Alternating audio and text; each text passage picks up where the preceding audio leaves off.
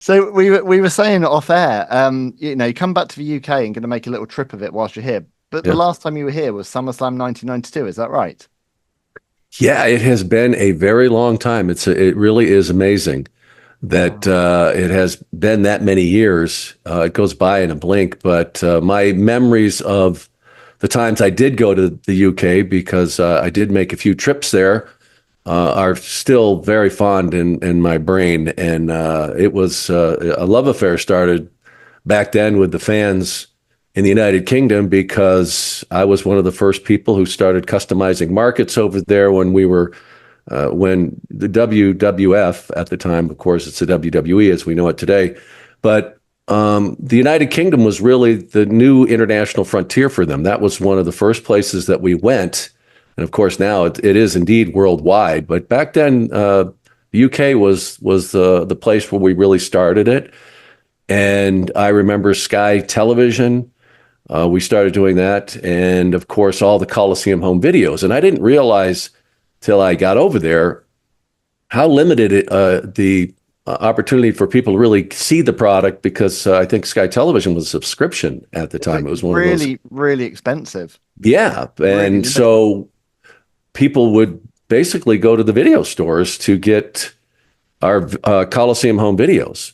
Hmm. So, and Lord Alfred Hayes and I, of course, we did a majority of the matches on those because they wanted to have different voices, different teams doing the voices for the stuff that went overseas. Yeah. And I didn't even realize at the time how well Alfred and I were known until we went over there for a couple of trips. We went over for one when we did the event at Royal Albert Hall. Yes. And then, of course, SummerSlam. And we just had a blast. They embraced us. I was blown away.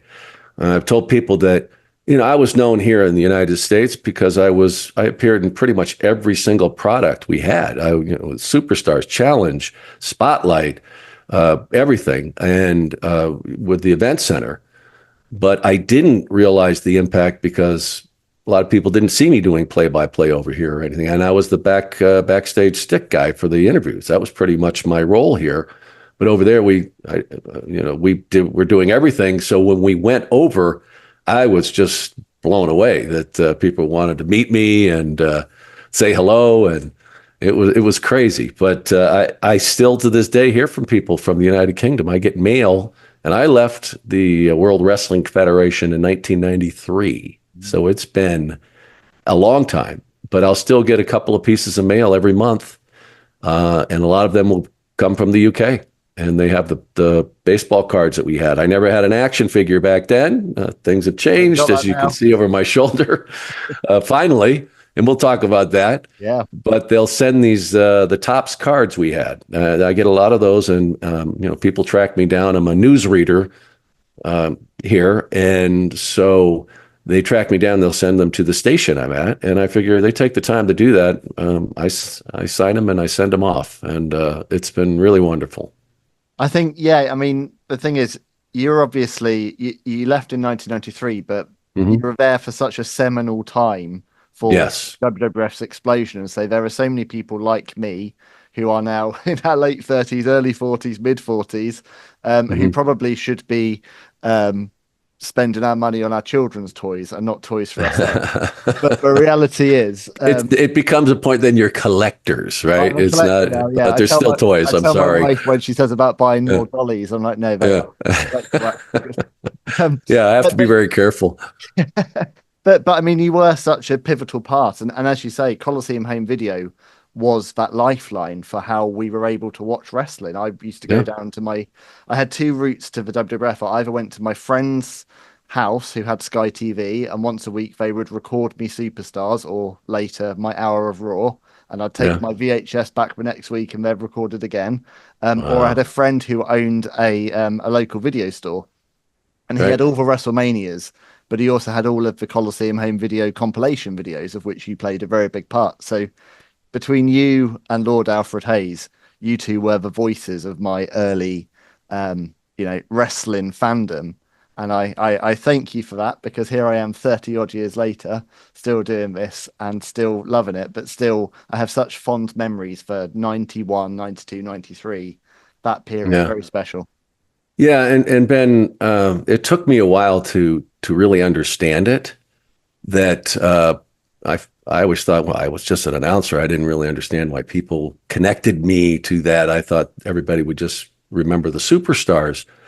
But I came to the realization that it was like being on a show that everybody loved, and you were one of the players on that show, one of the actors or whatever you want to call it on there. And it was such a wonderful time in the world of professional wrestling and what the product that was being presented back then. And it was had gone mainstream really.